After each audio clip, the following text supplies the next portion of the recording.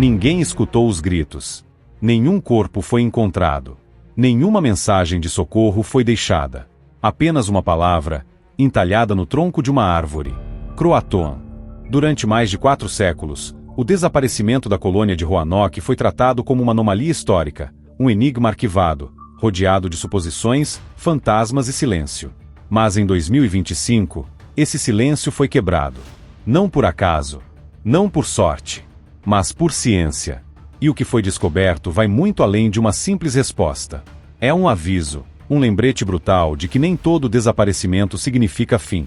Alguns significam transformação. Neste vídeo, você vai conhecer os bastidores de uma investigação que atravessou gerações, os erros que atrasaram a verdade e os achados recentes que reescrevem o começo da história dos Estados Unidos, com artefatos enterrados, fragmentos de ossos e até mesmo códigos genéticos que apontam para um destino muito mais perturbador do que qualquer livro escolar ousou contar. Agosto de 1590. O navio inglês se aproxima da costa. O capitão John White observa, à distância, a pequena colônia que havia ajudado a fundar 3 anos antes. Mas algo está errado. Muito errado. O forte está intacto. As paliçadas em pé. Nenhum sinal de combate. Mas também, nenhuma alma viva. Não há fumaça subindo das chaminés, nem passos sobre a terra. Não há corpos, tampouco sinais de fuga. Só o vento. E aquela palavra, Croatoan. Aquela vila, que deveria ser o primeiro grande assentamento inglês na América, simplesmente sumiu. Foram 115 pessoas, entre elas mulheres, crianças e a primeira bebê inglesa nascida em solo americano, Virginia Dare. Durante séculos, historiadores, exploradores e teóricos vasculharam o que hoje é a costa da Carolina do Norte em busca de uma explicação. Teorias iam de massacre indígena a ataques espanhóis, passando por fome, doenças e até rituais sobrenaturais. Nenhuma delas com provas sólidas. Nenhuma delas definitiva. E esse vácuo se tornou fértil para o surgimento de lendas, falsos diários, falsificações arqueológicas e disputas acadêmicas que mais confundiram do que ajudaram. Mas tudo começou a mudar em silêncio, em 2012, quando uma pesquisadora do Museu Britânico analisava um velho mapa pintado por John White, o próprio líder da expedição. Sob uma camada de papel, quase invisível, escondia-se o desenho de um pequeno forte quadrado, marcado com tinta invisível ou ferro oxidado. Sua posição? Cerca de 80 quilômetros a oeste da Roanoke original. Esse detalhe havia sido ignorado por mais de 400 anos. Mas ali estava o primeiro indício real de que os colonos não foram eliminados, eles haviam ido embora. Por vontade própria. E deixaram o mapa codificado para quem tivesse coragem e paciência de entender. Pouco tempo depois, um grupo de arqueólogos da First Colony Foundation decidiu escavar a área. Batizaram o local de Site X. Inicialmente, não havia nada além de floresta e terra compactada. Mas, aos poucos, o solo começou a falar. Fragmentos de cerâmica inglesa, pontas de rapieira, pedaços de utensílios domésticos. Nada espalhafatoso. Nada que gritasse "achamos o forte". Mas tudo datado da segunda metade do século XVI. Mais importante, não havia cachimbos de argila, um item comum entre os colonos posteriores de Jamestown, fundado só em 1607. Ou seja, os objetos não poderiam ter sido deixados por outros grupos. Aquilo era Roanoke. Aquilo era 1587. E mais, os artefatos encontrados ali não estavam simplesmente jogados no chão, como quem passa por um lugar e deixa lixo. Eles estavam usados, desgastados, enterrados ao lado de fragmentos de fogueiras e fossas sanitárias. Alguém viveu ali. Alguém cozinhou, dormiu, enterrou o que restava da sua esperança ali. Mas essa era apenas metade da história. A outra parte estava do lado oposto, em Hatteras Island, local historicamente associado ao termo Croatoan. Enquanto o Site X ganhava os holofotes da imprensa e da academia, uma equipe menor, liderada pelo arqueólogo britânico Mark Orton e pelo historiador nativo Scott Dawson, escavava silenciosamente um terreno encharcado de sal e areia, e encontrava outra coleção perturbadora de pistas. Resto de espada. Tábua de ardósia com escrita inglesa. Ferramentas de agricultura rudimentares. E, talvez o mais revelador, relatos orais de tribos locais, passados de geração em geração, afirmando que os homens brancos haviam se juntado aos nativos após um grande sofrimento. Por séculos, essas histórias foram chamadas de lendas, romantizações, folclore. Mas ali, sob a areia, estavam os objetos que validavam aquilo que os livros ignoraram. E então surgiu uma hipótese ousada, mas cada vez mais difícil de ignorar. E se a colônia de Roanoke nunca tivesse sido perdida? E se ela apenas tivesse se transformado? E nós escolhemos não ver? Quando os arqueólogos começaram a escavar o local recém-identificado próximo à atual cidade de Mans Harbor, eles estavam longe de imaginar que, sob aquela camada de terra encharcada e raízes entrelaçadas, repousava o que seria considerado um dos achados mais impactantes da história dos Estados Unidos. Uma simples caixa de ferro, corroída pelo tempo, envolta por um tecido de linho que já havia virado poeira, foi cuidadosamente retirada do solo. Mas o conteúdo, esse era tudo, menos comum. Dentro dela, havia uma pequena coleção de artefatos que, à primeira vista, não pareciam ter qualquer conexão com a colônia de Roanoke. Uma faca esculpida em osso com símbolos indígenas desconhecidos, um pedaço de couro pintado com tinta avermelhada, e, o mais misterioso de todos, um rolo de pergaminho lacrado com cera preta e o símbolo de uma rosa estilizada. O mesmo símbolo presente na insígnia do capitão John White, o líder da colônia. A peça foi enviada imediatamente para o Laboratório de Preservação Histórica da Universidade da Virgínia, onde uma equipe multidisciplinar iniciou o processo de limpeza e decodificação. A dificuldade era imensa. O pergaminho estava frágil, e a tinta utilizada parecia ter reagido ao tempo de forma incomum, como se recusasse a ser lida novamente.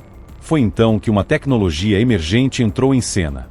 Em parceria com o Consórcio Europeu de Preservação Digital, os cientistas usaram uma técnica chamada Deep Spectral Scan, capaz de reconstruir camadas de tinta invisíveis a olho nu, e, com o apoio de um modelo de inteligência artificial treinado em linguagens perdidas dos séculos XV e XVI, o impossível começou a se tornar realidade.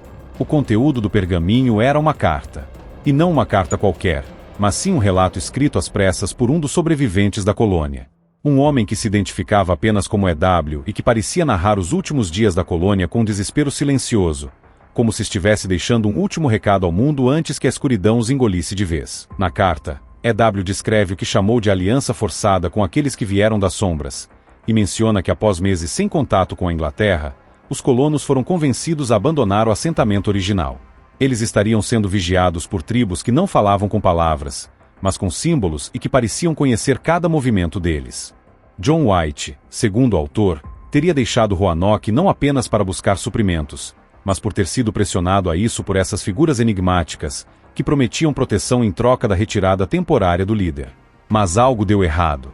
O autor diz que, após a partida de White, vieram os ventos que falavam, uma provável referência a rituais indígenas que os colonos não compreendiam. Alguns foram levados, outros se esconderam, e os poucos restantes teriam fugido para o interior, vivendo sob códigos de silêncio e adotando os costumes dos povos nativos para sobreviver. O termo mais enigmático usado no final da carta era: "Nos tornamos lenda antes de morrer." Essa frase sozinha teria sido suficiente para reacender o fascínio pelo caso. Mas o que os cientistas descobriram em seguida transformou a curiosidade em comoção nacional. A equipe de inteligência artificial da Universidade de Chicago decidiu cruzar os dados linguísticos do pergaminho com arquivos orais mantidos por tribos indígenas da região de Tidewater. Em especial, registros do povo Lumbei, que há séculos guarda histórias sobre estranhos do mar que se juntaram a eles em tempos de escassez. Essas histórias, consideradas lendas locais, descrevem pessoas de pele clara, com roupas pesadas, que ensinavam palavras novas, mas nunca diziam de onde vieram. Por mais de 100 anos, a tribo Lumbei foi desprezada por historiadores, que questionavam sua legitimidade como povo nativo, especialmente por causa dos traços europeus visíveis em muitos de seus membros. Mas agora, com a correspondência genética parcial feita entre descendentes Lumbei e registros britânicos do século XVI, algo impossível de refutar veio à tona. Os colonos de Roanoke não desapareceram, eles foram absorvidos.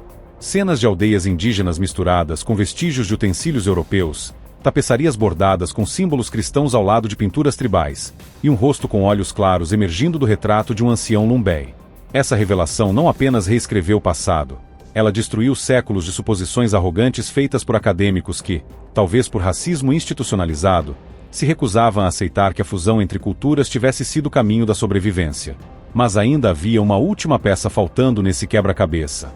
Ao fundo do pergaminho, quase legível e escondido entre os últimos traços de tinta, havia uma segunda assinatura.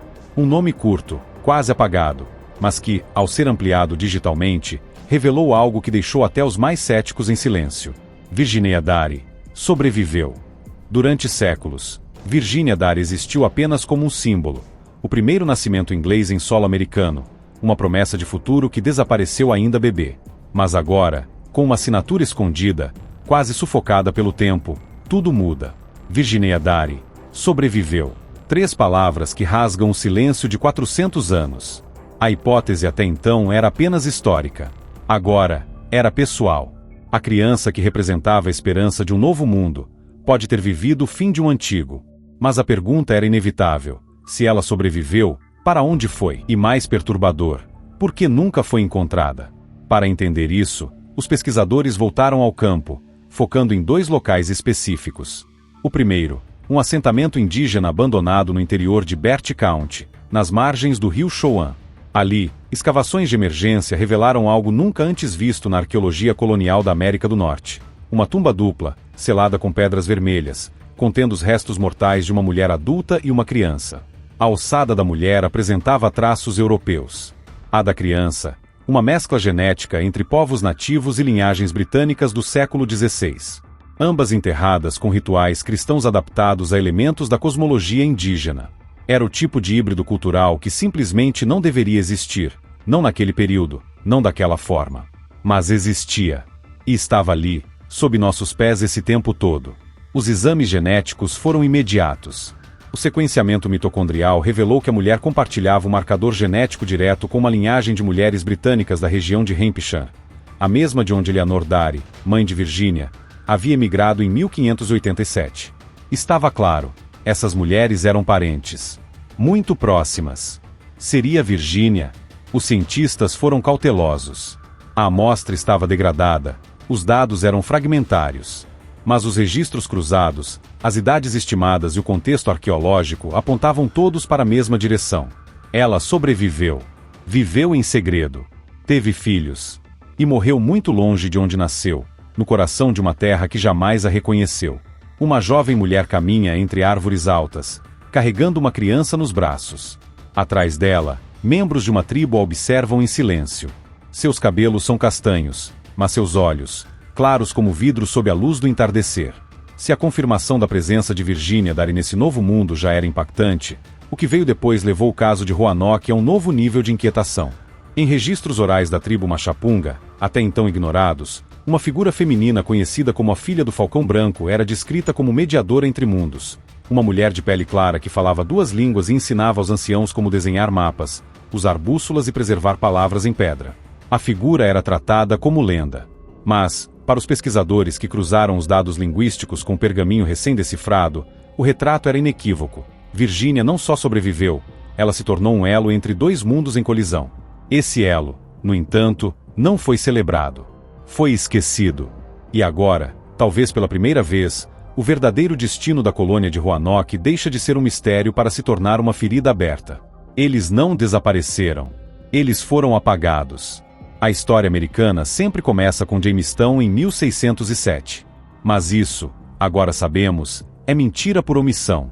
O que veio antes foi silenciado porque não encaixava na narrativa oficial. Uma colônia que sobreviveu não pela força, mas pela adaptação.